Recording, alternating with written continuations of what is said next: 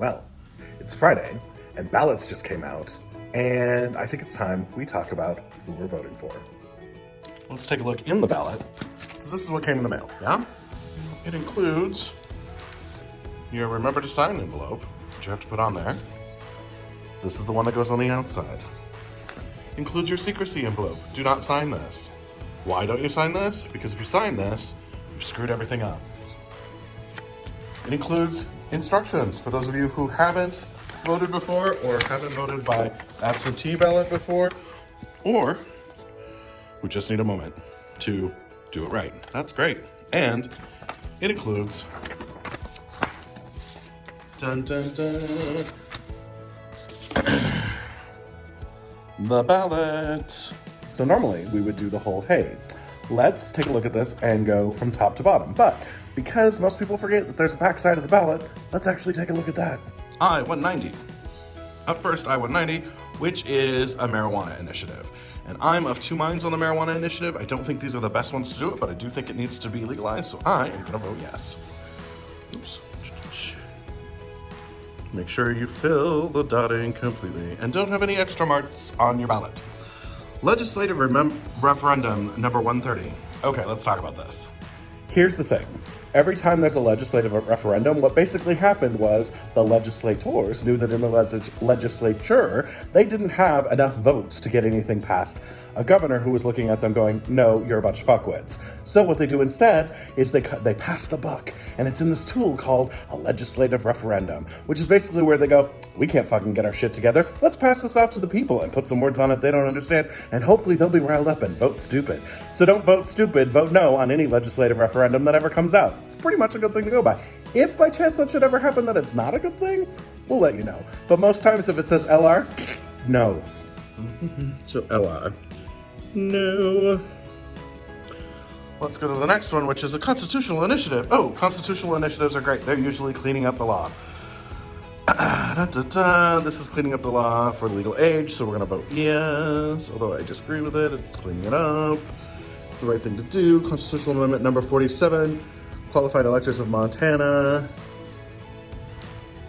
providing an effective date. Yep, we're gonna vote yes on that one. And if you have more questions about these, you can actually go talk to Bryce Bennett over at his campaign. He's running for Secretary of State. You should totally vote for him, but we'll get to that in a minute. He has more information on why these are important. Constitutional amendment number 46, an amendment to the Constitution proposed by the legislature, submitting qualified electors. Oh, this is related to the other one. It had to be on its own because our laws are you can't mess around and put a bunch of things that aren't related, even if they are tangentially related.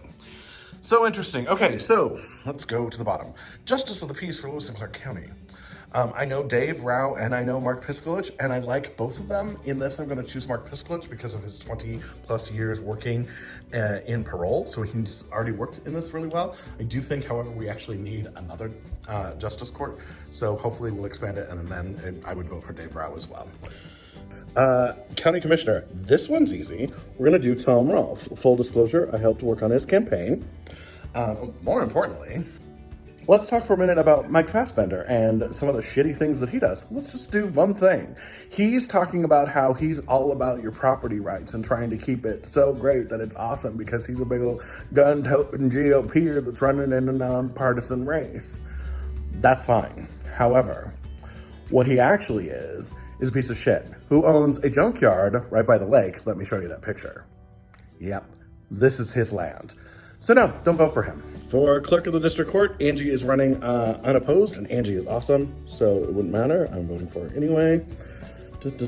For state representative, for District 84, once again, I'm gonna vote for Marianne Dunwall. She served us well, she's done a great job, and I like her a lot. Let's go over here. Oh look, see, it's an official ballot. For District Court Judge, Kathy Seeley, do you want her to stay? I think she's done a great job. We're gonna say yes. Judge Seeley, kind of good. For Supreme Court Justice, it's Jim Shea. Full disclosure, like him. So we're gonna keep him. For Supreme Court Justice, Lori McKinnon or Mike Black. Now, this is the interesting one because it is the only one with a challenger. I am going to vote for Mike Black because he is the better one by far. Lori McKinnon tends to have a lot of conservative views that are dangerous to my community. So, Now we're into the fun races. The Tier Bs. For State Superintendent of Public Instruction, this one's easy. Kevin Leatherborough doesn't have any idea what he's doing. Elsie Arntzen has even less idea what she's doing, and she's held the job for 4 years. So we're going to vote for Melissa Romano. For State Auditor, again, Roger Roots doesn't know what he's doing or talking about. Troy Downing doesn't know what state he's in or what the rules are for even hunting.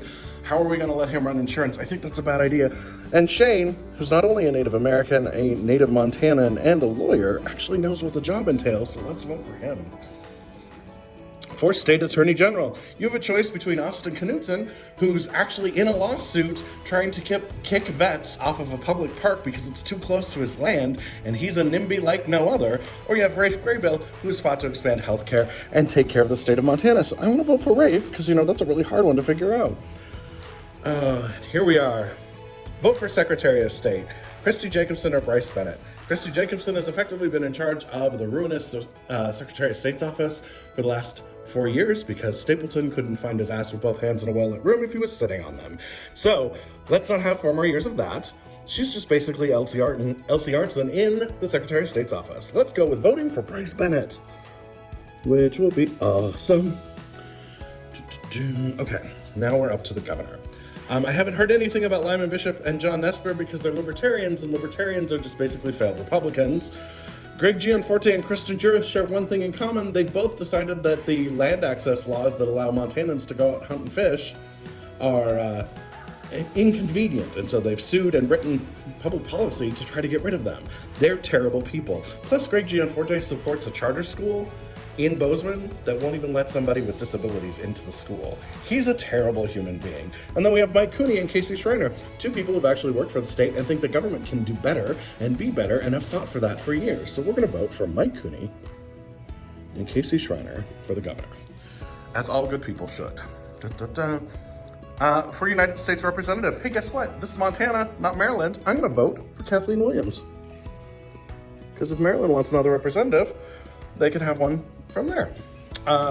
For the United States Senator, the choice between Steve Daines, a man who hasn't met with Montanans in the 6 years that he's been doing it, unless you can pay $125,000 a plate for the dinners where you get some sad chicken and a dead lettuce. Instead, let's go with Steve Bullock, who not only has been a popular governor, he's been a populist governor, and he's done a great job, and now he's going to do a great job as Senate. And let me add something else to that. The one thing that I've heard about from a lot of people about Governor Bullock deciding to finally change his mind and run for Senate, because there were a lot of us who thought he should have done that before he ran for president. The big reason that he did that is he was not interested in being in the Senate at all, but his wife turned to him one day and said, you know what, sometimes public service isn't about doing what you want. Sometimes you got to do what you got to do. So, Lisa, thank you for convincing your husband to run. Steve, thanks for running. The moment we've all been waiting for. Who could I possibly want to vote for in this race? Do I want to vote for Joe Jorgensen and Jeremy Spike Cohen, a couple of failed Republicans who couldn't even get it together enough to be what they actually are, who say that they're against so many things that they can't even count them, and for so many things they can't even list them, and don't have policies that make any sense because they conflict with each other? I don't think so. Do I want to vote for Donald J. Trump and Michael Pence? Donald Trump, who lies so often he makes a 3-year-old look like a truth sayer. Mike Pence, whose only redeeming quality is he's human? Maybe.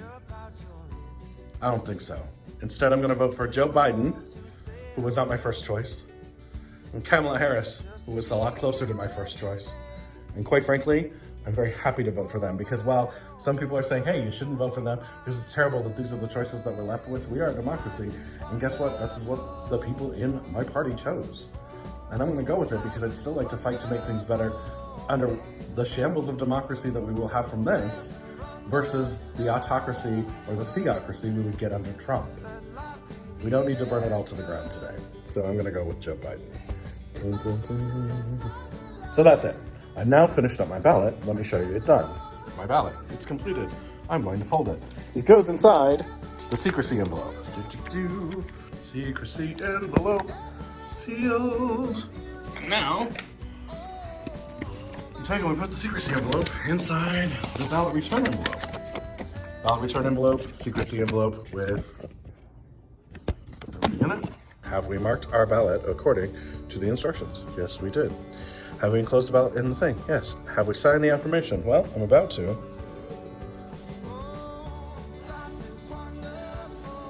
10, 16, 20, 20. Okay, I'm gonna do this. The only thing left to do after that is put on your mask and take it back to the drop box.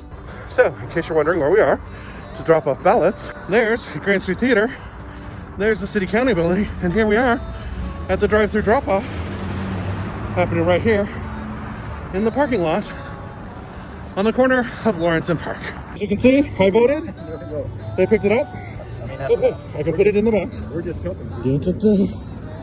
Voted ballots go here. I got my sticker. And that's all you gotta do to vote in Montana. And you can change the world.